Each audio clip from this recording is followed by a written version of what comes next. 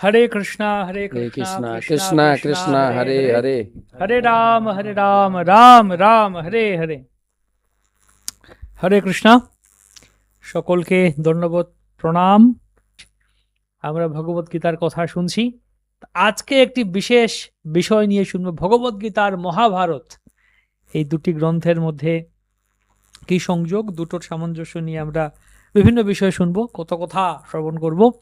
আমাদের এই টকশো স্টুডিওতে উপস্থিত আছেন পরম পূজনীয় শ্রীপাদ সনাতন গোপাল প্রভু, আজকে আমাদের বিশেষ অতিথি।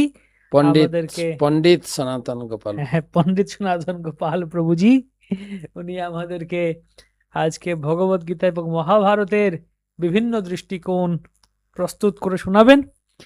আমাদের মধ্যে উপস্থিত আছেন সুদূর অস্ট্রেলিয়া মেলবোর্ন থেকে আগত পরম পূজনীয় শ্রীপাদ অতুল কৃষ্ণ প্রভু, যিনি বর্তমানে বঙ্গবাসী, মায়াপুর ধামবাসী। শ্রী এই গৌর মণ্ডলে, মায়াপুর নবদ্বীপ মণ্ডলে কয়েক যুগ ধরে অবস্থান করছেন এবং সুমিষ্ট গৌর ভাষায় উনি আমাদেরকে গীতা এবং মহাভারতের কথা শোনাবেন।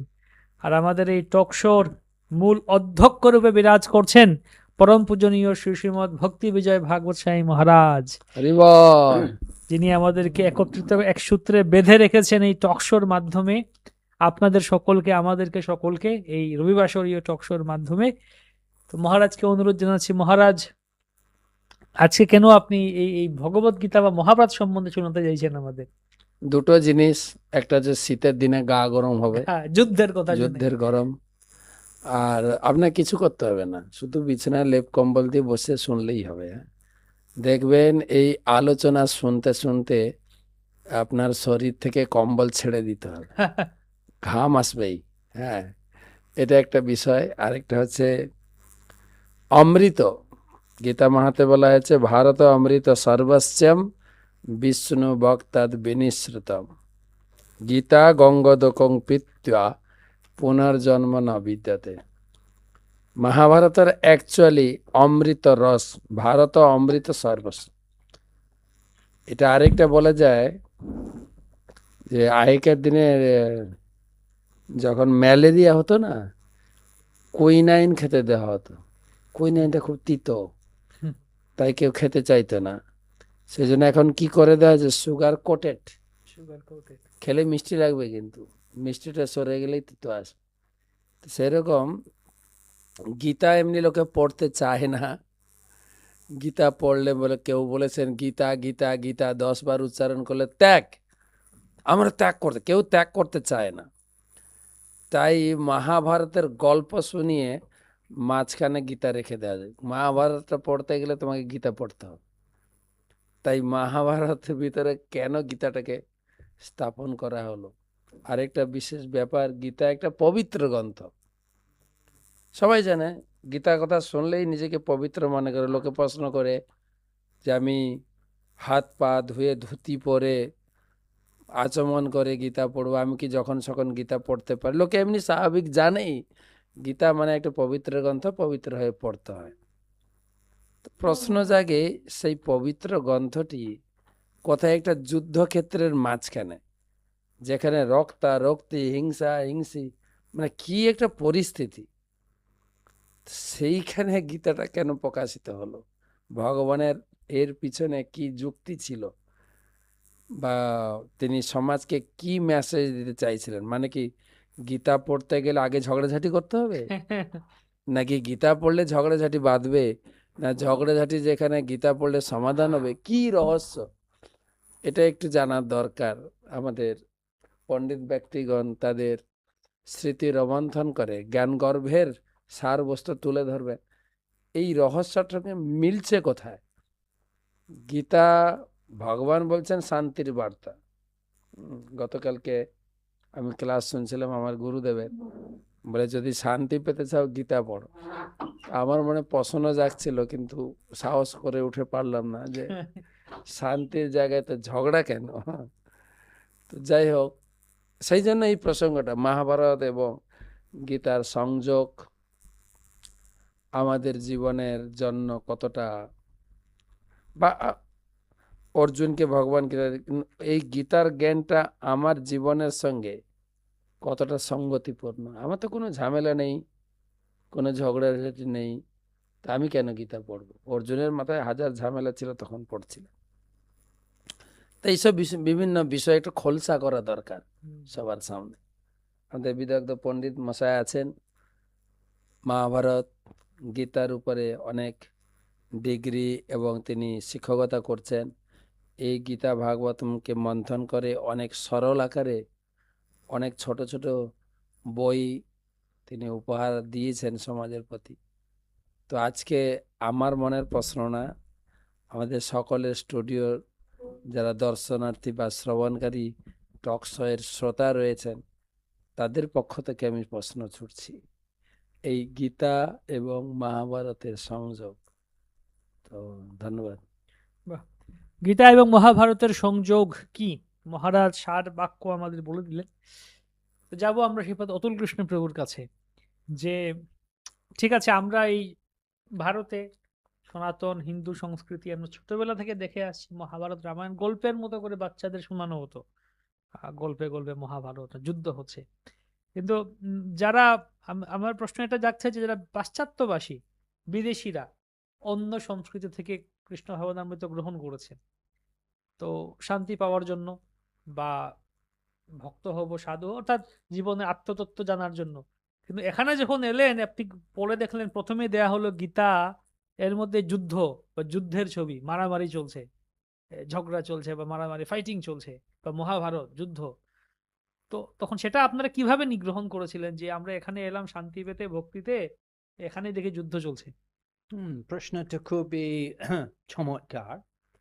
নিশ্চয় আমাদের যখন আমাদের ইসকনের প্রতিষ্ঠাতা আচার্য কৃষ্ণকৃপা শ্রীমতী শিলা অবচরণ অরবিন্দ ভক্তিবেদান্ত স্বামী প্রভুপাদ প্রথম নিউ ইয়র্ক শহরে প্রচার শুরু করলেন, তখন সেই সময় সেই দেশ মার্কিন তখন যুদ্ধ ছিল, ভিয়েতনাম ওয়ার, এবং তখন পিস মুভমেন্ট, অনেক যুবতীরা ওনার রাস্তায় গিয়ে আন্দোলন করতেন, শান্তি লাগবে শান্তি লাগবে শান্তি লাগবে।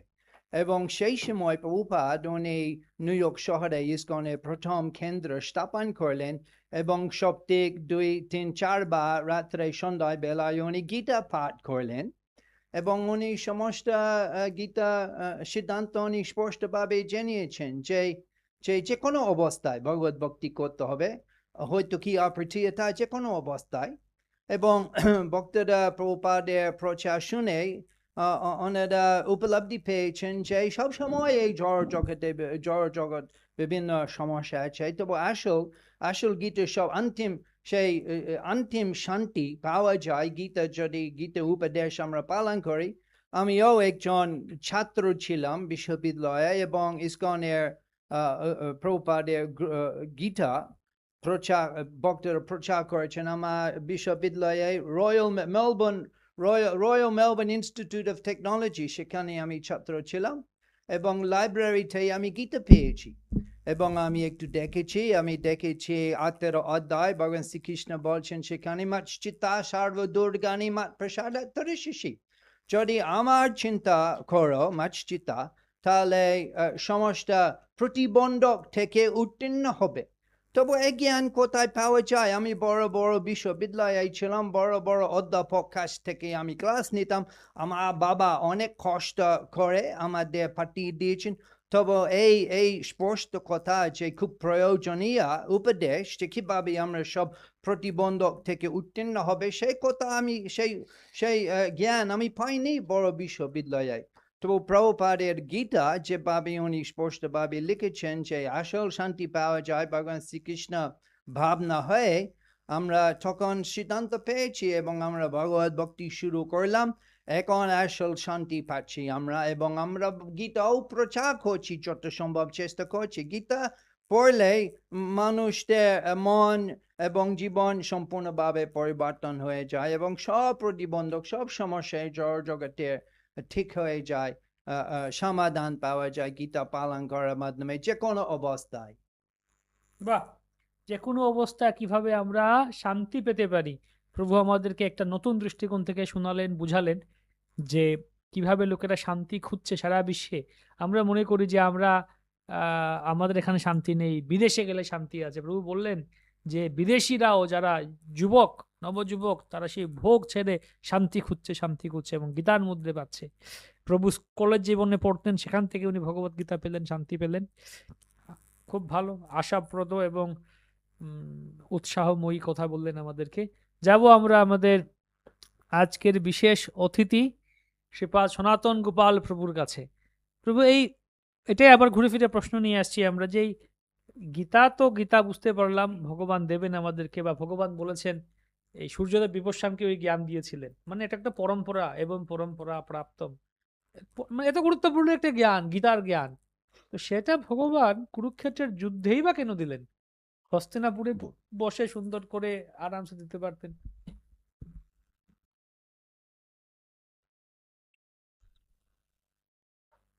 আমাদের বুঝতে হবে যে যেই জগতে আমরা বাস করছি ওটা শান্তির জায়গা নয়, এটা হচ্ছে যুদ্ধের জায়গা, অশান্তির জায়গা। এটা কুরুক্ষেত্র। এইটাই সারা জগৎটাই কুরুক্ষেত্র, যেটা ভগবান শ্রীকৃষ্ণ বলেছিলেন দুঃখালম। এটা কোনো, আর প্রভুপাদ তো কত সুন্দর করে বলেছিলেন এই ব্রহ্মাণ্ডটা কোনো ভদ্র লোকের জায়গা নয়। হ্যাঁ, যারা ভদ্র তারা বৈকুণ্ঠ জগতে আছে। হ্যাঁ, যারা বদের ধারী তারা এই জগৎ, এত বড় আমরা কথা। সব বদের ধারী। তো ব্যাপারটা হচ্ছে দুঃখালম, দুঃখময় জগতে দুঃখ, উদ্বেগ, উৎকণ্ঠা, এই জগতে এইগুলোই বেশি পাওয়া যাবে। জন্ম, মৃত্যু, জরা ব্যাধি, এই দুঃখগুলো যখন আছেই চিরকালের জন্য এই জগতে, আর এই জগতে আবার কি যুদ্ধ, মারামারি, এইগুলোই হচ্ছে বাস্তবিক, এইগুলোই ঘটবে। এই সমস্ত দুঃখের মধ্যে কি করে দুঃখ নিবৃত্তি করা যায়, কি করে দুঃখ থেকে দুঃখকে এড়িয়ে বা দুঃখকে বন্ধ করে কি করে সুখের জায়গায় যাওয়া যায়, সেইটাই হচ্ছে মহাভারতের উদ্দেশ্য। এবং সেই মহাভারতের সার কথা উপদেশ স্বরূপ সংক্ষেপে যদি, মহাভারতটা একটা ইতিহাস, একটা কাহিনীর মতো, কিন্তু ভগবদ গীতাটা সেই যে একটা সংগ্রামময়, দুঃখময় জড় ব্রহ্মাণ্ডের ভিতরে যে আমরা মানুষরা বাস করছি, তার মধ্যে ভগবান এই উদ্বেগ উৎকণ্ঠা থেকেই মানুষের মধ্যে প্রশ্ন আসবে আমাদের কি করা উচিত। যখন একটা বাংলায় আমাদের কথা, বাংলায় কথা আছে না, বাংলায় কি কথা না, সুখে থাকতে ভূতে কি লয়। হ্যাঁ, যদি লোকে সুখে থাকে, আনন্দে থাকে, তাহলে সে বুঝতেই পারবে না যে এখানে থাকা ঠিক কিনা, আমাদের জীবনের উদ্দেশ্য কি, এইগুলো প্রশ্ন আসবে না। সে কি করবে, কেন আমরা এখানে জন্মাচ্ছি সেই প্রশ্ন আসবে না, কেন আমরা মরবো সে প্রশ্ন আসবে না। সে ভূতের নাচন করবে আর অন্য ভূতদেরকে সঙ্গে মারামারি করবে, আর কিছু চিন্তা করবে না। সুখে থাকতে ভূতে গেল। কিন্তু যখন দুঃখ যন্ত্রণা মানুষ উপলব্ধি করতে পারে, তখন সে কি চিন্তা করে, বাংলায় একটা কথা আছে, বাংলা না, এটা সংস্কৃত, কি বলে, আহ, ইয়ে, যার কোনো গতি নাই, সব দিকে কি কি করবে হতভম্ব হয়ে যাচ্ছে, তখন সে অগত্যা মধুসূদন, তখন সে কৃষ্ণকে স্মরণ করবে। তো আর কৃষ্ণ বলছেন এই এতেও যে তুমি যুদ্ধ কেন করতে এসেছো না, এটা আমি চাইছি যে এই জগৎটা যদিও দুঃখময় এবং অধর্ম ধর্ম মিশ্রিত, আমি ধর্ম আর অধর্মকে একসঙ্গে করাবো, দিয়ে আমি ধর্মকে প্রতিষ্ঠা করাবো আর অধর্মকে জব্দ করব। এইটা হচ্ছে আমার উদ্দেশ্য অর্জুন। সেই জন্য তিনি সেই একটা পারিবারিক অশান্তি থেকে, সেই কে রাজ্য ভোগ করবে বেশি সেই নিয়ে একটা কাড়াকাড়ি মারামারি, এই সমস্ত নিয়ে একটা পারিবারিক বিশাল অশান্তি থেকে সূত্রপাত হলো, একটা বিশ্বযুদ্ধের শুরু হলো। এবং সেটাই কৃষ্ণ চাইছিলেন যে সারা পৃথিবীর লোককে, যারা অধর্মের পক্ষে, অধর্মের প্রতিনিধিত্ব করছিল দুর্যোধন, আর ধর্মের প্রতিনিধিত্ব করছিল যুধিষ্ঠির, কারা যুধিষ্ঠিরের পক্ষে থাকবে আর কারা দুর্যোধনের পক্ষে থাকবে। কিন্তু দেখা গেল অনেক জটিল জটিল পরিস্থিতি, এমন কিছু কিছু লোক আছে, সে ভীষ্ম থেকে শুরু করে কৃপাচার্য থেকে শুরু করে, এরা একজন ধর্মতত্ত্ববিদ হয়ে ওরা সে অধর্মের পক্ষে চলে গেল। আমি আরো শুনেছিলাম তখনকার দিনে পৃথিবীর বিভিন্ন জায়গা থেকে সৈন্যরা এসেছিল। এখানে কত কোটি লেখা আছে জানি না, মহাভারতে 166 কোটি, 166 কোটি মহাভারতে পড়েছিলাম। ওতে যোগ দিয়েছিল ধর্মের পক্ষে আর অধর্মের পক্ষে। অধিকাংশই বেশিরভাগ লোক ছিল অধর্মের পক্ষে। আমাদের তখনকার দিনের এই পশ্চিমবঙ্গ, এই বিহার, উড়িষ্যা, বাংলাদেশ, এরা সবই ছিল দুর্যোধনের পক্ষে, কেউ ভারী যুধিষ্ঠিরের পক্ষে ছিল না। তো যাই হোক, তো এইবারে তিনি আমার এই সত্যি কথা একটা নিজস্ব যেটা উপলব্ধি বলছিলাম, আমি একটা মাত্র শ্লোক পড়েছিলাম এই ভক্তি জীবন আসার জন্য। একটাই মাত্র শ্লোক আমার মধ্যে ধাক্কা দিয়েছিল, সর্বধর্মান পরিত্যজ্য মাম একং শরণং ব্রজ। অনেক রকমের ধর্ম আমরা শুনি, যেরকম প্রত্যেকের প্রতি কর্তব্যবোধ। এই কর্তব্যবোধ, এই এই একটা উৎপাতমূলক জগতে, অশান্তিময় জগতে এই কর্তব্য পালন করা খুবই কষ্টকর। একজনের পক্ষে গেলে আরেকজন ঝামেলা করছে, আরেকজনের পক্ষে গেলে আরেকজন ঝামেলা করছে, কেউ কাউকে মানতে চায় না। তো কি করা যাবে, পরিস্থিতি, নিজের পরিস্থিতি খারাপ। তখন মাতৃধর্ম, পিতৃধর্ম, সমাজ ধর্ম, রাষ্ট্র ধর্ম, কত রকমের ধর্ম আছে। বলছে সব ধর্ম ছুঁড়ে ফেলে দাও। আমি যে বইটাতে পড়ছিলাম এরকম লেখা ছিল, সব ধর্ম ছুঁড়ে ফেলে দাও, একমাত্র আমার যদি শরণাপন্ন হও তাহলে তোমার সমস্ত দায়িত্ব আমার। এই জন্য তুমি মাথা খারাপ করো না। আমি তোমাকে অকর্তব্যজনিত সমস্ত পাপ থেকে উদ্ধার করব। সর্বধর্মান পরিত্যজ্য মাম একং শরণং ব্রজ অহং ত্বং সর্ব পাপেভ্য মোক্ষয়িষ্যামি মা শুচ। অর্থাৎ এই কুরুক্ষেত্রের যুদ্ধে কে কোন দিকে থাকছে, কে কোন দিকে থাকবে, কি কর্তব্য করবে, অনেকে বিভ্রান্ত ছিল। হুম যেরকম কে বিভ্রান্ত ছিল, আমাদের ভীষ্মদেব। উনি ভোরের বেলার একটা নিয়ম আছে, কেউ কারো কাছে যদি কোনো কিছু একটা প্রার্থনা করে, সেই প্রার্থনাটা না করতে নেয় খুব একবারে ভোরের বেলা, ওইটা হচ্ছে নীতি কথা। আর দুর্যোধন এসে পৌঁছলো, পিতামহ কুরুক্ষেত্রের যুদ্ধে আমার পক্ষে আপনাকে থাকতে হবে। এখন না বলতে পারছে না, হ্যাঁ বলে পা ধরে ছুঁয়ে একেবারে সে জড়িয়ে প্রণাম করে যখন বিনয় নম্র ভাবে বলতে শুরু করলো, যেই বলে দিল কি আমাদের ভীষ্ম দেব, ঠিক আছে আমি তোমার পক্ষে থাকবো। আর এদিকে মনে মনে চিন্তা করলো, আরে আমি কি বললাম এর পক্ষে থাকবো, মানে তো মুশকিল হলো। হ্যাঁ, এরকম কেন বলে ফেললাম, আরে আমারই মাথায় খারাপ। আবার একে আবার নাও করা যাবে না, এ তো একদম চলেই গেল, যে আমার তার পক্ষে আমি থাকবো। তারপরে কাঁদতে শুরু হলো। এই যে বললাম সারা জগৎটা একটা বিভ্রান্তিকর কেমন। সে কাঁদতে কাঁদতে কাঁদতে কাঁদতে ভীষ্মদেব কোথায় গেলেন, গঙ্গার নদীর পাড়ে। হে মাতা গঙ্গা, তুমি কৃপা করো, আমাকে দেখা দাও, আমি খুব বিভ্রান্ত, আমি কি করব, আমি কিং কর্তব্য মুমূঢ়, আমি কোন দিকে যাব, আমাকে একটু বুদ্ধি দাও। তখন মা গঙ্গা সেখানে আবির্ভূত হলো। মা গঙ্গা বললো, কি কি পুত্র তুমি এরকম কান্না করছো কেন? না, আমার যে জীবনের উদ্দেশ্য ছিল, যে হস্তিনাপুরে রাজা হবে তার পক্ষে আমার থাকা এবং তাকে প্রোটেক্ট করা। আর সে কিনা রাজা হয়েছে অন্ধ, ধৃতরাষ্ট্র, সে কিছুই বোঝে না। আর তার দুরাচারী পুত্র, সে কিনা আমার কাছে এসে বিনয় নম্র ভাবে বলল তার পক্ষে আমাকে যুদ্ধ করতে হবে, সে অধর্মের পক্ষে আমাকে যুদ্ধ করতে হবে। তো আমি হ্যাঁ বলে দিয়েছি, এখন আমি কোন দিকে যাব, আমি কেন এসেছিলাম এই জগতে, না আসলেই তো ভালো হতো, কেন এলাম এখানে, আমার কি করা উচিত তুমি আমাকে বলে দাও। তখন তার মা যে কথাটা বলল সেটাই কি তার সার কথা। সেটা কি, গঙ্গা মা বলল, দেখো এই জগতে তুমি কি করছো সেটা বড় কথা না। তুমি যদি মনে করো দুর্যোধনের পক্ষে যুদ্ধ করছো, ঠিক আছে যুদ্ধ করবে, কিন্তু সবচেয়ে তুমি ভাগ্যবান কেন না, তোমার এই বংশে একজন মহাত্মা জন্মগ্রহণ করছে, যে হচ্ছে আমার পরম আরাধ্য, আমারই প্রভু, সে হচ্ছে শ্রীকৃষ্ণ। তার কাছে তুমি চলে যাও, তার কাছে বলো আমার কি করা উচিত, কি করা উচিত নয়, বা এখন আমি কি করব। সে যদি বলে যে না দুর্যোধনের পক্ষে করো না, তাহলে করবে না, না দুর্যোধনের পক্ষে যুদ্ধ করো না করো, এইটা নিয়ে মাথা খারাপ করা দরকার নাই। শুধু তার কাছে অনুমোদন চেয়ে নাও। ধরো যুদ্ধে তুমি মারা, মানে হয়তো পরাজয় হলে তাও ক্ষতি নাই। তোমাকে যে রহস্যটা শেখাচ্ছি সেই রহস্যটা তুমি স্মরণ করো, যে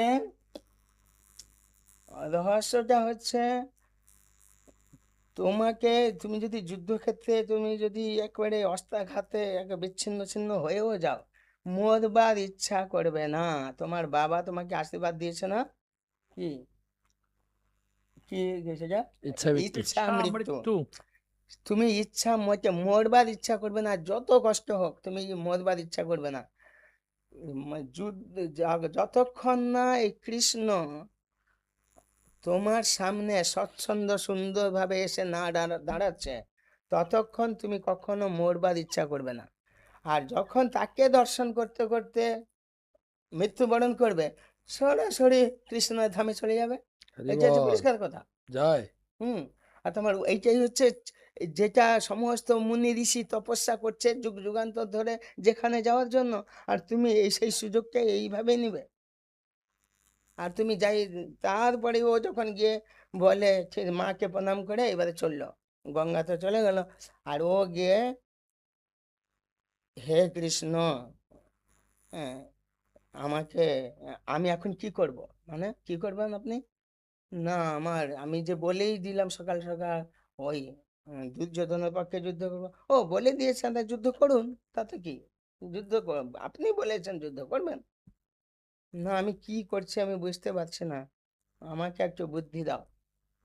হুম আরে যে পক্ষে আপনি যুদ্ধ করছেন, তাই যে যাকে কথা যেরকম দিয়েছেন, হ্যাঁ, সবই ঠিক হয়ে যাবে আপনার মন যদি, আপনার তো উন্নত চেতনা রয়েছে। না বাসুদেব কৃষ্ণ, তুমি যা বলবে আমি সেই মতো চলবো। ঠিক আছে, জানতে পারবেন আমি কি বলতে চাইছি। আমি ধর্মকে প্রতিষ্ঠা করতে চাই, অধর্মকে জব্দ করতে চাই। এই হচ্ছে আমার উদ্দেশ্য। আপনি সেটা উপলব্ধি করতে পারবেন। তো সে চিন্তা করলো, ও কৃষ্ণ যাই বলুক নাই বলুক, আমার মা তো বলেছে ওকেই স্মরণ করতে হবে। ঠিক আছে না, এইটাই গীতার কথা। মা মনুষ্যরা যুদ্ধ যখন বাঁধবে তখনও বলেছিল অর্জুনকে, মা মনুষ্যরা যুদ্ধ তুমি প্রতিশোধ নেওয়ার জন্য যুদ্ধ করছো না। হে অর্জুন, শুধু আমাকে স্মরণ করো, আমি এখানে ধর্ম প্রতিষ্ঠা করতে এসেছি, তুমি আমার কথা মতোই যুদ্ধ করছো। হ্যাঁ, সেইভাবে যুদ্ধ চালিয়ে যাও। অর্থাৎ এই যুদ্ধময়, এই দুঃখময় জগতে আমরা যতদিন থাকবো কৃষ্ণ ভাবনাময় হয়ে থাকবো, সেটাই প্রভুপাদ শিক্ষা দিয়েছেন। চৈতন্য মহাপ্রভু তাই সুখে থাকো দুঃখে থাকো সদা হরি বলে যাগো। আর সে একই কথা ওই বিশ্বদেবের শিক্ষা বা অর্জুনের শিক্ষা। তো আর একটা কথা শুনলেন, অবাক হবেন। কি ধৈর্য আছে তো না? হ্যাঁ, হুম। বলো। স- ধৈর্য রাখতে হবে, এখন হ্যাঁ, যুদ্ধক্ষেত্রে বসে আছি। যুদ্ধক্ষেত্রে বসে আছে, হ্যাঁ, কিরকম কথা দেখুন। এটা আমার খুব মনে খুব মানে দাগ কেটেছিল। অর্জুন অর্জুন বলছি, যুধিষ্ঠির। না দ্রৌপদী, দ্রৌপদী সে অগ্নিকন্যা, সে একেবারে যজ্ঞের থেকে জন্মেছে, যাজ্ঞসেনী। যাজ্ঞসেনী, এবং সে কত শুদ্ধ কত পবিত্র। সে কিনা আবার কৃষ্ণকে দাদা বলে ডাকে, বোনের মতো, আবার সে আবার সখীর মতো। সেই দ্রৌপদী বিক্ষুব্ধ চিত্তে কৃষ্ণকে বলছেন, দেখো তুমি হচ্ছে ভগবান, আমি তোমার সখী।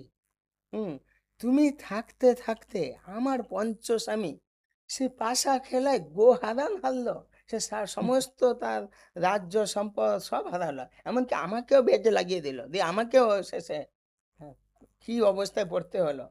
তো তুমি থাকতে থাকতে এত আমার এই ঘটনা ঘটলো, তুমি কেন কিছু করলে না কৃষ্ণ? তখন কৃষ্ণ বলছে, দেখো দ্রৌপদী, তুমি আমার ভক্ত, তোমার পঞ্চস্বামীও আমার ভক্ত, তোমরা কিরকম ভক্ত। হুম উম, সে একটা এই শ্লোক একটা ভক্তি যোগে দেখছিলাম, যে ময়াবশ্য মন যে যে মাং নিত্য যুক্ত উপাসতে শ্রদ্ধয়া পরপেতাস্তে মে যুক্ত তমা মতা। ভগবান বললেন, যারা তাদের মনকে আমার সবিশেষ রূপে নিবিষ্ট করে থাকেন এবং অপ্রাকৃত শ্রদ্ধা সহকারে নিরন্তর আমার উপাসনা করেন, আমার মতে তারাই সর্বশ্রেষ্ঠ যোগী। তো আমার চলতি ভাষা হচ্ছে সে হচ্ছে যুক্ততম ভক্ত। যুক্ত, বিযুক্ত, যুক্ত, যুক্ততর, যুক্ততম। যারা সবসময় নিরন্তর যুক্ত হয়েছে আমার সঙ্গে, তারাই হচ্ছে শ্রেষ্ঠ। তুমি নাকি আমার সখী, তোমার পঞ্চস্বামী আমার প্রিয় ভক্ত, কিন্তু তোমরা যুক্ত না বিযুক্ত আমি তো বুঝতে পারলাম না কেন? যখন দুর্যোধন এসে বলল যে পাশা খেলা খেলতে হবে, দুর্যোধন বা তোমার যুধিষ্ঠির বা তোমার পঞ্চস্বামী কেউ ভুলেও আমাকে সেই কথা জানায়নি, হোক না জানালো নাই, সে বলে ফেললো হ্যাঁ আমরা খেলবো। তারপরে যখন দুর্যোধন বলল আমাদের পক্ষে কিন্তু শকুনি মামা খেলবে, তোমার পঞ্চস্বামীর মাথায় বুদ্ধি আসলো না হে দ্রৌপদী, যে কেউ না তো কেউ বলতে পারতো ঠিক আছে শকুনি মামা তোমাদের দলে খেলবে তোমাদের পক্ষে, আমাদের পক্ষে কৃষ্ণ খেলবে, তাহলে দেখতে কে হারে কে জিতে। কিন্তু তারা কিন্তু কখনো বলে না, আমাকে স্মরণই করেনি, আমাকে কোনো কথা জানাওনি, পরিস্থিতিটাও জানাওনি। মানে তোমরা আমার সঙ্গে যুক্ত নও, তোমরা আমাকে বাদ দিয়ে দিয়েছ, আমি কি করবো বলো? তোমার যদি বলতে যে না কৃষ্ণ আমাদের দলে আমাদের পক্ষে খেলবে, তাহলে কে হারতো কে জিততো, তাহলে তুমি তো আমাকে প্রশ্ন করতে পারতে কি হতো। অর্থাৎ তোমরা ঠিক যুক্ত নও। তারপরে আবার ছাড়ছে না, কে দ্রৌপদী বলছে কৃষ্ণ তুমি জানো অন্যায়ভাবে সে রাজসভায় হাজার হাজার সেই সব বীর ব্যক্তিরা বসে আছে, আর দুরাচারী দুঃশাসন সে আমাকে কি করে টানাহিচড়া করে রাজসভার মধ্যে আনলো, দিয়ে সে আমাকে কত লাঞ্ছনা শুরু করে দিল। আর সেই সময় কৃষ্ণ তুমি কেন আমাকে রক্ষা করনি? আমি তো তুমি তো আমি তো তোমার বোন, আমি তোমার সখী, আর তুমি কই আমাকে কিছুই তো রক্ষা করলে না। আমি কত কষ্ট পেলাম। তখন কৃষ্ণ বলছেন দেখো দ্রৌপদী, যখন তোমাকে এই দুঃশাসন টানা হেঁচড়া করে রাজসভায় নিয়ে আসলো, তখন তুমি কি করছিলে? তখন তুমি সেই অন্ধ রাজা ধৃতরাষ্ট্রকে প্রশ্ন করছো, পিতামহ ভীষ্মকে প্রশ্ন করছো, সে কুলগুরু কৃপাচার্যকে প্রশ্ন করছো, অস্ত্র গুরু দ্রোণাচার্যকে, সে বিদুরকে, কতজনকে কত খালি প্রশ্ন করে যাচ্ছ, খালি প্রশ্ন কি করছো না এইটাই কি কুলবধূকে বস্ত্র হরণ করা, নির্যাতন করা, এটা কি কৌরব বংশের ধর্ম? ইত্যাদি ইত্যাদি তুমি সব বলেই যাচ্ছ, কিন্তু তারা কোনো উত্তর দিয়েছে? তারা মুখ নিচু করে চুপচাপ বসেছিল। হুম। অথচ ভুলেও তুমি কিন্তু আমাকে স্মরণ করো নাই। যখন বস্ত্র হরণ করে তোমাকে যখন চেষ্টা করছে সেই বস্ত্র অঙ্গ থেকে সরিয়ে দেওয়ার জন্য, তখন তুমি বস্ত্র কি করছো, কামড়িয়ে দাঁতে কামড়িয়ে রক্ষা করার চেষ্টা করছো, তখনও তুমি আমাকে ডাকো নাই। আর যখন তুমি কিছুতেই আর পারছো না সে দুঃশাসনের ইয়ে অত্যাচার সহ্য করতে, আর কোনো কিছু ঠেকাতে পারছো না, তখনই শেষে তুমি হে গোবিন্দ রক্ষা করো, হে গোবিন্দ রক্ষা করো বলে ডাকলে, আর তখনই আমি দৌড়ে এলাম, দৌড়ে এসে তোমাকে অক্ষয় বস্ত্র দান করলাম, যাতে তোমার অঙ্গ থেকে কোনো ইয়ে সে যেন উলঙ্গ। উলঙ্গ করতে না পারে। তো কি হলো ব্যাপারটা, যাকে আগের থেকে কেন ডাকনি, একেবারে লাস্টে নানা তালগোল পাকিয়ে না তুমি ডেকেছো। তো এর থেকে একটি গুরুত্বপূর্ণ শিক্ষা হচ্ছে আমাদের সারা জীবনটাই শুরু করতে হবে কৃষ্ণকে নিয়ে, কৃষ্ণ ভাবনাময় হয়ে, সারা জীবনটা কৃষ্ণ ভাবনাময় হয়ে থাকতে হবে, অন্তিমেও সেই কৃষ্ণ ভাবনাময় হয়ে থাকতে হবে। আর না হলে আমরা যুক্ত না হয়ে বিযুক্ত হয়ে গেলে মায়া ঢুকবে, তখনই আমাদের নানা রকমের অশান্তি, এই কত রকমের উদ্বেগ উৎকণ্ঠা বেড়েই যাবে। এইটাই হচ্ছে মহাভারতের শিক্ষা, এইটাই গীতার সার শিক্ষা। সেই গীতার সমগ্র মহাভারতের সমস্ত কথাটাকে সার বস্তু রূপে কৃষ্ণের উপদেশ রূপে কুরুক্ষেত্রের যুদ্ধে উপস্থাপনা করা হয়েছে, সেইটাই হচ্ছে ভগবদ গীতা। এর থেকে মহাভারতের সমস্ত শিক্ষাটাই এই গীতার মধ্যেই রয়েছে। অনেক বড় কথা, মহাভারতের কথা তো, হ্যাঁ, কিন্তু মূল কথা আছে আমি এটাতে বুঝতে পারলাম যে মহাভারতের মেন শিক্ষা আছে আমরা সবাই কুরুক্ষেত্রের মাঠে আছি। হুম। আমি পরিবার জীবনটাই হোক, কুরুক্ষেত্র। জীবনটা, পারিবারিক জীবন, সামাজিক জীবন, মনে এমনকি আমরা যে ভক্তি জীবনে এসেছি না, আমরা ভক্ত বলে মনে করতে পারি, কিন্তু আমাদের মধ্যে মায়া ঢুকে এমন কিছু অভক্তদের চেয়েও আরো অধম কিছু লোকের কাজ করতে ঘটে বসাবে, মানসিক যদি আমরা যন্ত্রণা। কৃষ্ণকে বাদ দিয়ে অন্য কিছু চিন্তা করতে থাকি। আমরা যা কিছু করতে যাচ্ছি কৃষ্ণকে নিয়ে করতে হবে। হুম। একটা সুন্দর আরেকটা গল্প বলি, হ্যাঁ, আরেকটা আমাদের যে মানে এই যুদ্ধে, মহাযুদ্ধে প্রথম কোন বীর মারা গেল, যে সবচেয়ে অভিমন্যু। সুন্দর বীর?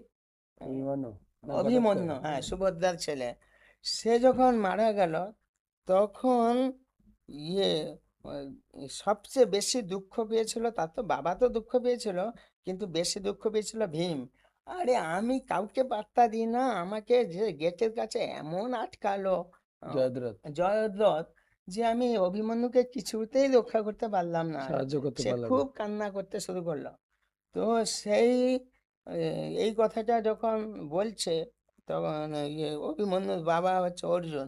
অর্জুন বলছে আগামীকাল, প্রতিজ্ঞা করছে খুব জোর দিয়ে, আগামীকাল সূর্যাস্তের মধ্যেই আমি জয়দ্রথকে বধ করবই, যদি না হয় তবে আমি নিজে প্রাণ বিসর্জন চিতায় উঠবো। চিতায় উঠবো। হুম। হুম। এইরকম কথা হয়ে গেল, সপক্ষ বিপক্ষ সব লোক শুনে নিল।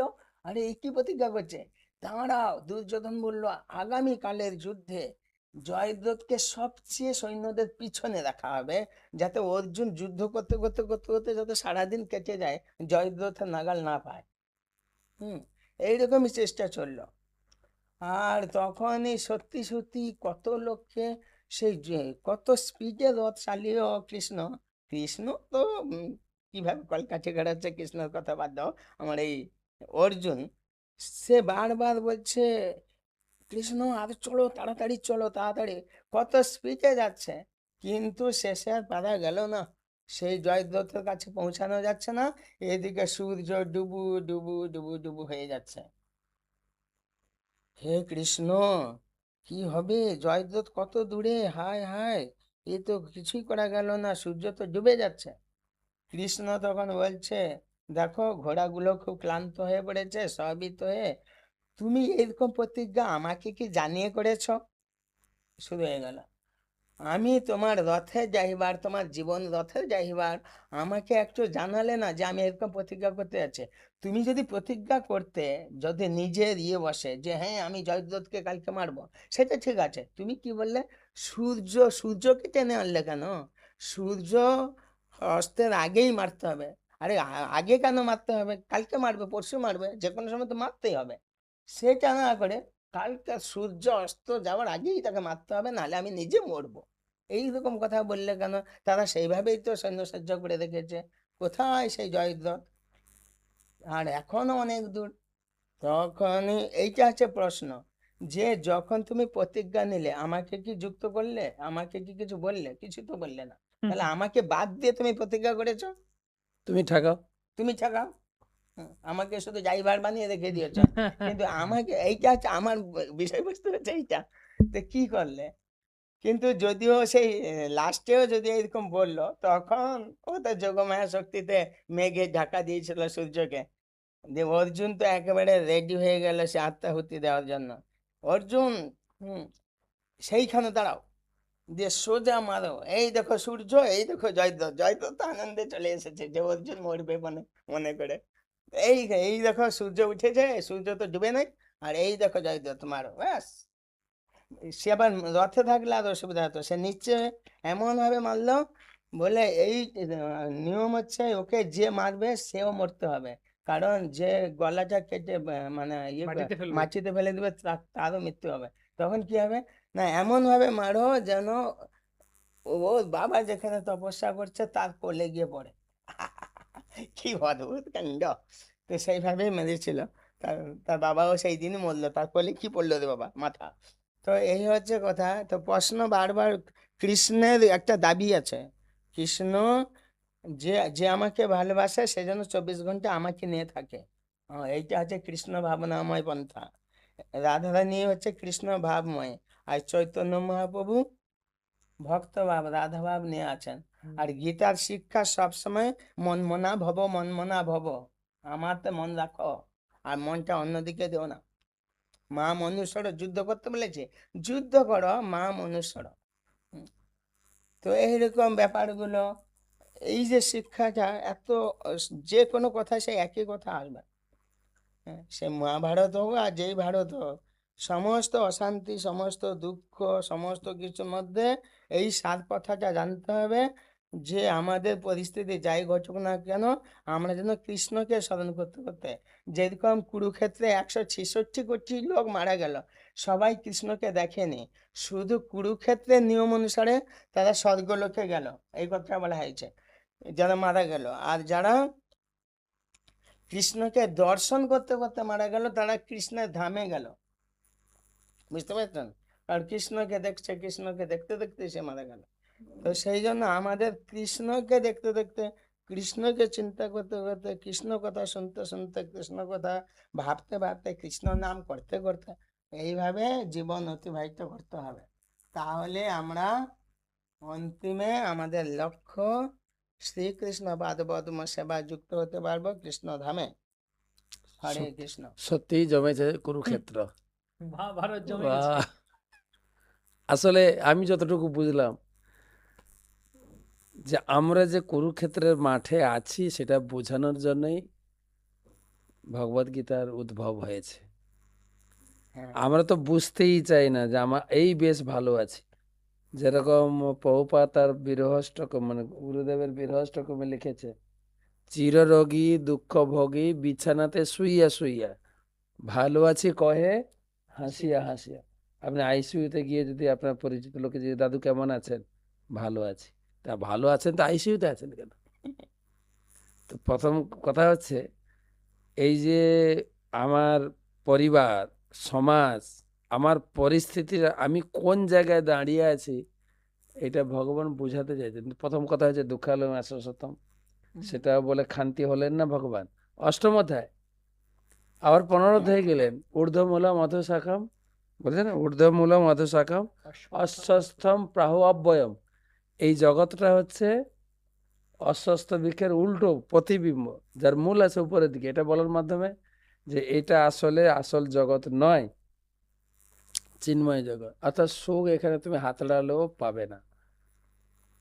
আমরা তো সবাই এটাকে সুখের সংসার বানানোর চেষ্টা করছি। এখানে সুখ, ঘর বানিয়ে নাম দিচ্ছি সুখের ভিলা, আনন্দ ভিলা, আনন্দ নিকেতন। ঘরে ঢুকে দেখুন না, সব কারিগিলের ঝগড়া চলছে। লিখে দিলে তো হয় না। সেই জন্য যা কিছু এই জগতে প্রচার প্রসার হচ্ছে শুধু লেখা আর অ্যাডভার্টাইজ। হ্যাঁ, একটা একটা একটা একটা হোটেলে লেখা ছিল, আপনি খেয়ে যান যত পারেন, আপনার বিল মেটাবে আপনার নাতি। যে কোনো লোক, বুদ্ধিমান লোক বিশ্বাস করে না। এটা একবার কেমন কথা, একটা বোকা লোক ওই কথাটা প্রভাবিত হয়েছে। বাহ, দারুণ কথা, আমি খেয়ে যাব, বিল দেবে নাতি। নাতি, অসুবিধা কোথায়? আর হোটেলে ঢুকেছো, ঢুকে যেহেতু তাকে বিল দিতে হবে না, তাই মেনু চার্টে দামি দামি জিনিসগুলো খেয়েছে, বিল দেবে আমার নাতি। খেয়ে দে একদম খুব সাহস ভরে বেসিনে হাত দিয়ে বেরিয়ে যাচ্ছে, কাউন্টারম্যান তাকে ডাকছে, বাবা এদিকে আসো। তাকে বিল ধরিয়েছে 5,236 টাকা। হ্যাঁ, তোমাদের লেখা আছে বিল মেটাবে নাতি। বলে ওই বিলটাই তোমাকে দিয়েছি, তোমার দাদু খেয়ে গেছে, তুমি মেটাও।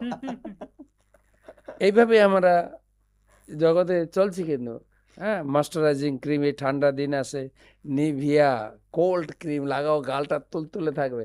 লাগান না, গাল শুকায় কিনা দেখেন। তো সব কিছু অ্যাডভার্টাইজে চলছে। ভগবান বুঝাতে চাইছিলেন গীতার মাধ্যমে যে আসলে তোমার পরিস্থিতিটা কি, এবং আমি যদি তোমাকে ধারণ না করি, আমি সূর্য চন্দ্র দিচ্ছি, আমি তোমাকে জন্ম দিচ্ছি, আয়ু দিয়েছি, এবং তোমার খাদ্য, সূর্যের মাধ্যমে খাদ্য উৎপন্ন করছি 15 অধ্যায়, গামা বিশ্বচ ভূতানি। তারপরে চন্দ্রের মাধ্যমে খাদ্যের ভিতরে টেস্ট দিচ্ছি, আবার আগুন দিয়েছি রান্না করার জন্য, তুমি শুধু হাতে তুলে খাবে, তোমার উদরে বসে আছে জঠর আগ্নি রূপে আমি হজম করাবো। প্রতি পদক্ষেপে আমরা কৃষ্ণের উপরে ডিপেন্ড। তো এই পরিস্থিতিটা বোঝানোর জন্য এত বড় একটা নাটক করলেন নিজেদের ভিতরে, নিজের লোক সব, দুর্যোধন, অর্জুন, প্রথম একই পরিবারের লোককে নিয়ে মাঝখানে কৃষ্ণ দাঁড়িয়ে দাঁড়িয়ে এমন একটা নাটক প্রস্তুত করে জগৎকে দিলেন, যেটা হচ্ছে মহাভারত, যার মাধ্যমে যেন আমরা গীতার আসল রহস্য, যেটা প্রভু বললেন মন মনা ভাব, আমরা প্রতিটি ক্ষেত্রে যেন ভগবানকে মনে করতে পারি, এটাই কথা। আর ভগবান বললেন মা মনুস্মর কর্মচ বলেন, কিন্তু বলতে পারতে মা মনুস্মর কর্মচ শিক্ষচ, তুমি শিখাও, আমাকে স্মরণ করে করে তুমি আমাকে স্মরণ, গাড়ি চালানো বলেন তো যুদ্ধ, তার মানে প্রতিটি পদক্ষেপে যুদ্ধ। আর বর্তমান পরিস্থিতি আপনার বুঝতে অসুবিধা নেই, কিন্তু আপনি পড়াশোনা করে চাকরি পাবেন না, যুদ্ধ করতে হবে আপনাকে। পড়াশোনা করে আমি ব্যবসাও করতে পারেন, যুদ্ধ আপনাকে করতেই হবে। যুদ্ধ না করে আপনি কোনো কাজে, তাই পরিস্থিতিটা হচ্ছে মহাভারত। অর্জুনের পরিস্থিতি ছিল না, এটা আমার পরিস্থিতি, প্রত্যেক ব্যক্তির পরিস্থিতি। এটা বোঝানোর জন্য মহাভারত আর গীতা কানেক্টেড। বাহ, আমরা মনে হচ্ছে মহাভারতে, আর আমরা মহাভারতের যুগে চলে গেছি, মহাভারতের যুদ্ধক্ষেত্রে বসে আছি, কি হচ্ছে দেখতে পাচ্ছি আমরা। তো মহাভারত এবং গীতা নিয়ে অনেক অনেক কথা রয়েছে, অনেক অনেক বিষয় আমরা শুনলাম। এটা আমরা দেখতে পাই মহাভারতের ভীষ্ম পর্বে ভগবান অর্জুনকে এই গীতার জ্ঞানটি প্রদান করেছেন। মহাভারতের যুদ্ধক্ষেত্রে কেন যুদ্ধক্ষেত্রে দিলেন, এই কথা নিয়েই এত বিস্তার আলোচনা হলো, এত কথা হলো। খুব ভালো।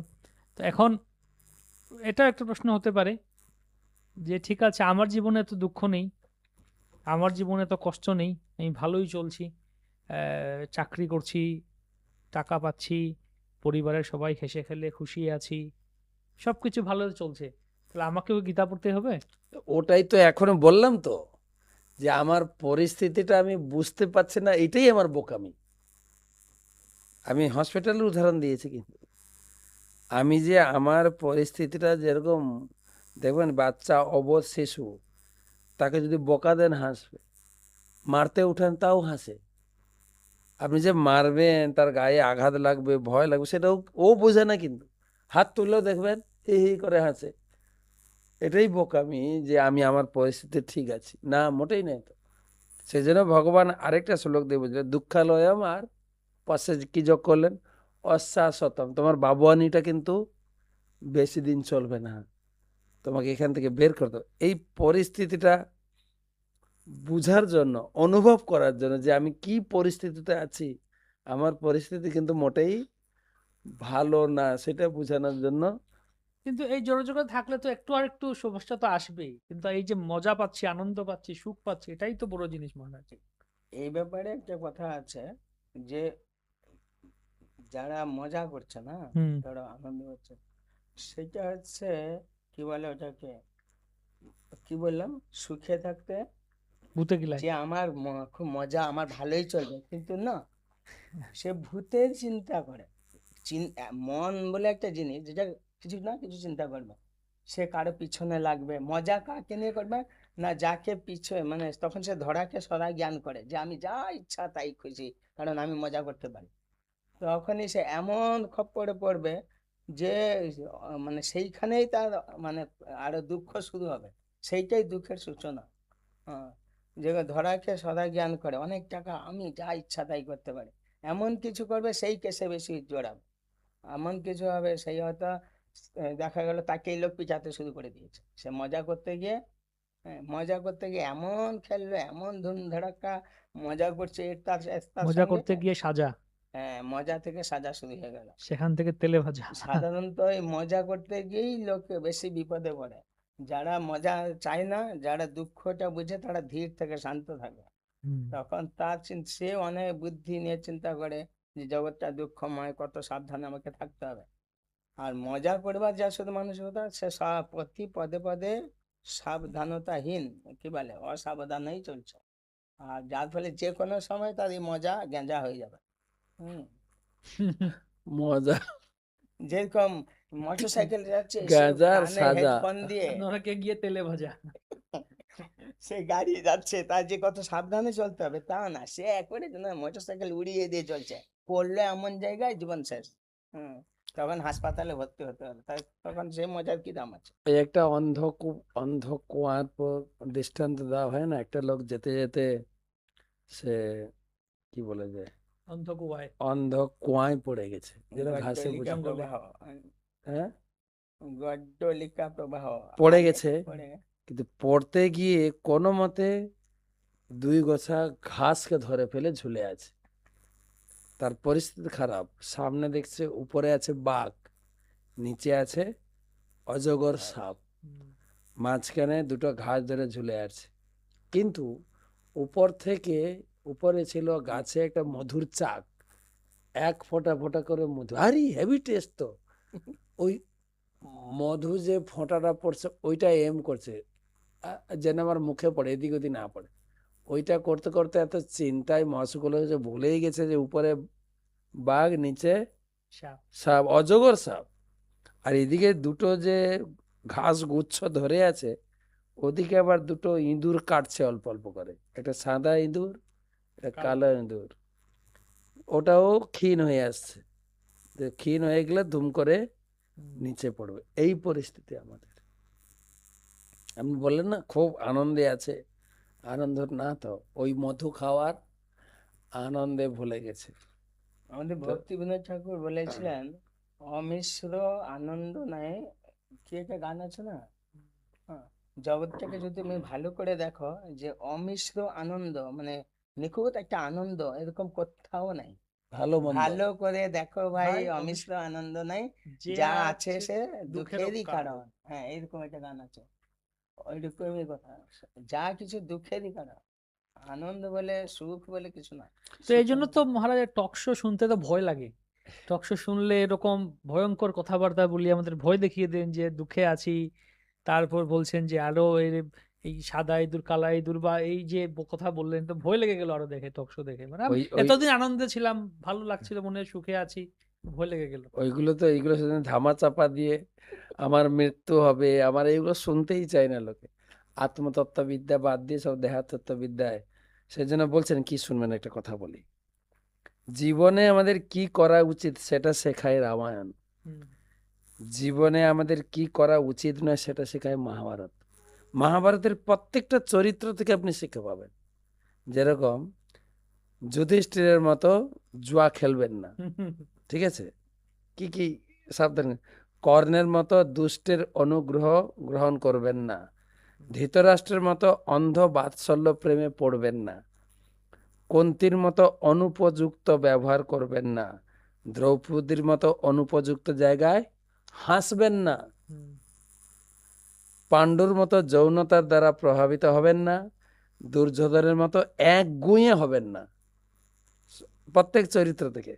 ভীষ্মের মতো অন্যায় ব্রত দ্বারা আবদ্ধ হবেন না, দুঃশাসনের মতো নারীদের অপমান করবেন না, অশ্বত্থামার মতো অশান্ত হবেন না, গান্ধারীর মতো অন্ধের অনুকরণ করো না, পরীক্ষিতের মতো রাগ করে অনুচিত কাজ করবে না, দ্রোণাচার্যের মতো অর্ধ সত্যে বিশ্বাস করো না, শল্যের মতো একজন নিরুৎসাহিত ব্যক্তির সঙ্গ করবেন না।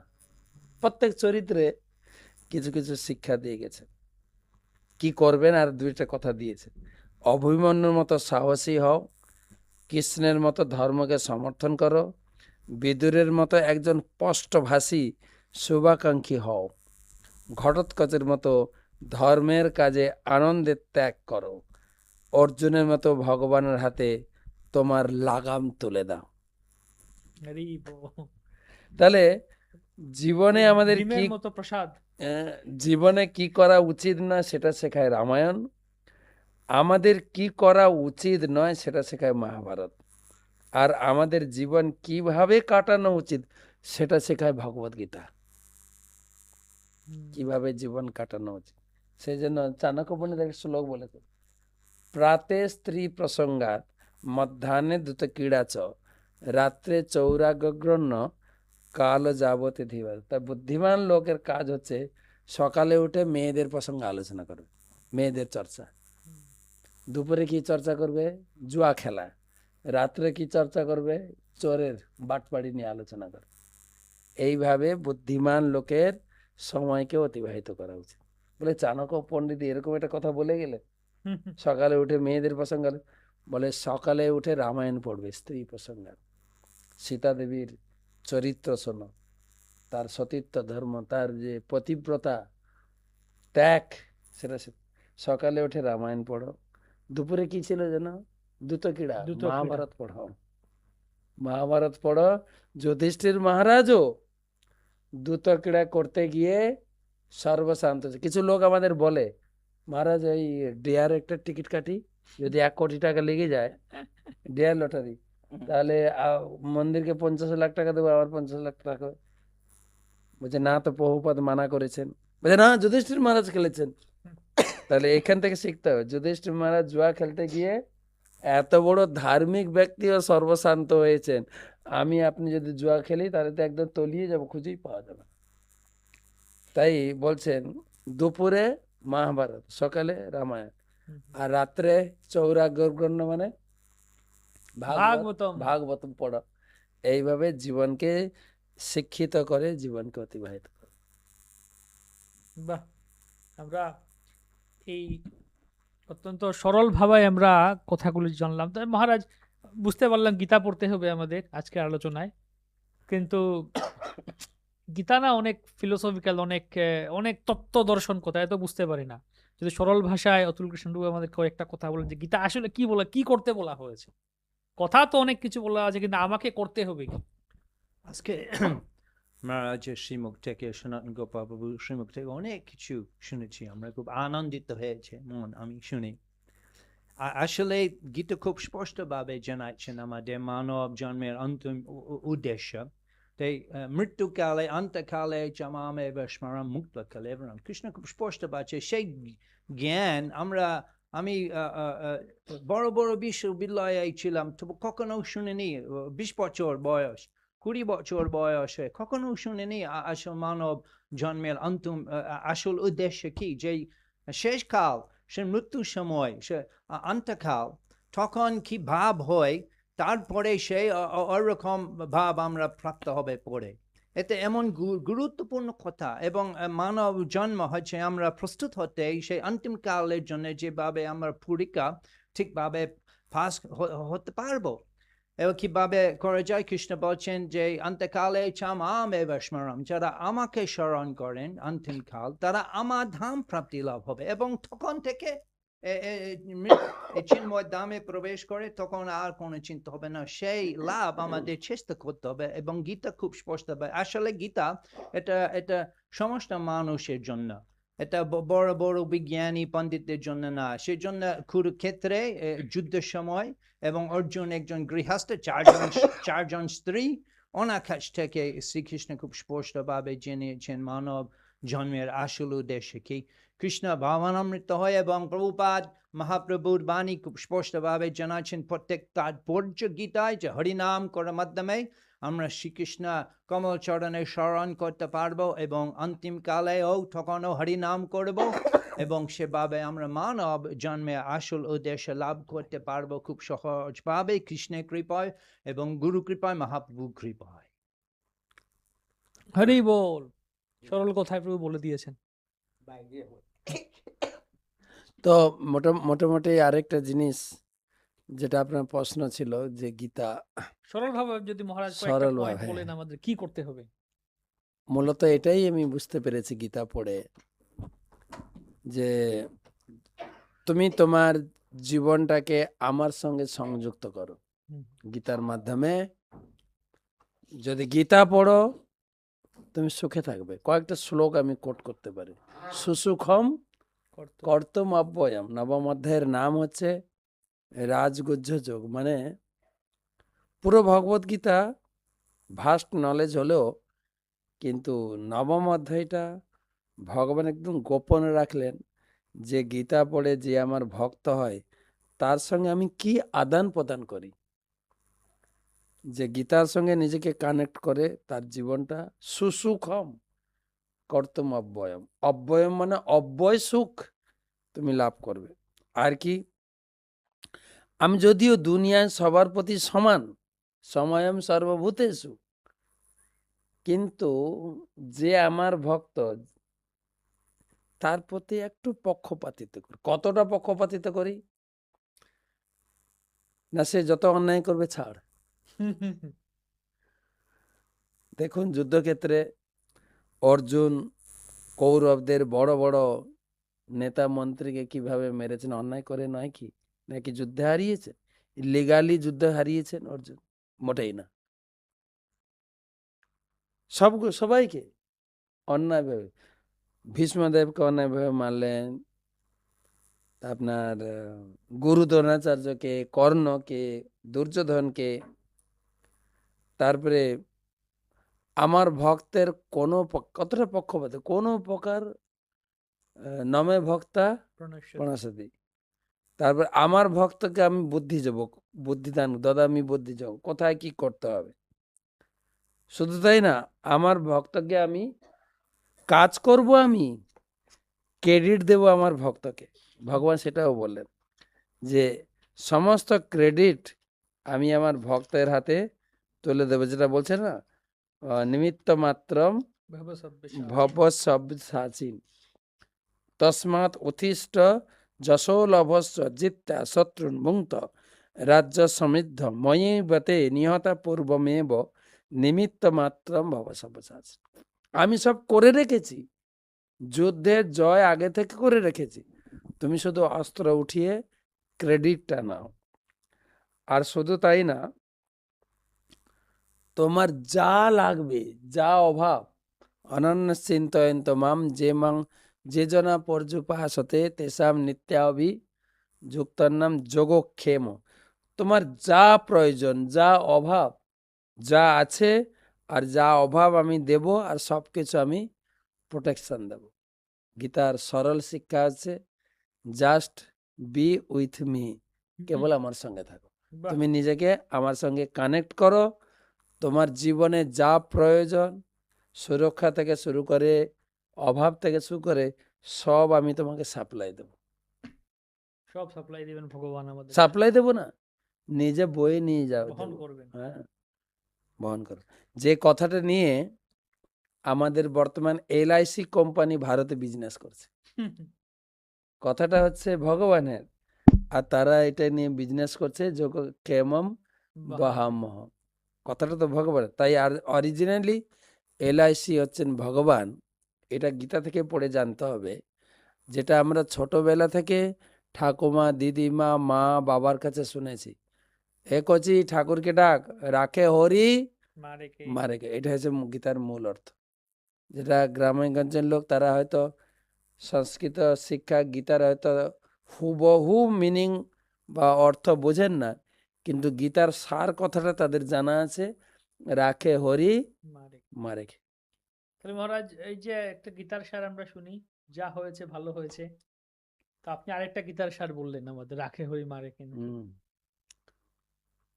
ওটা কেউ একজন বলেছেন আক্ষরিক অর্থে, সেটাও ঠিক আছে, যা হয়েছে ভালো হয়েছে, যা হবে ভালো হবে, এটা লোকের একটু মনোরঞ্জনমূলক ভাবে কথা, কিন্তু মূল কথা হচ্ছে ভগবান আমাদের এই জগতে জন্ম দিয়েছেন, ভোগের উপকরণ রেডি করেছেন।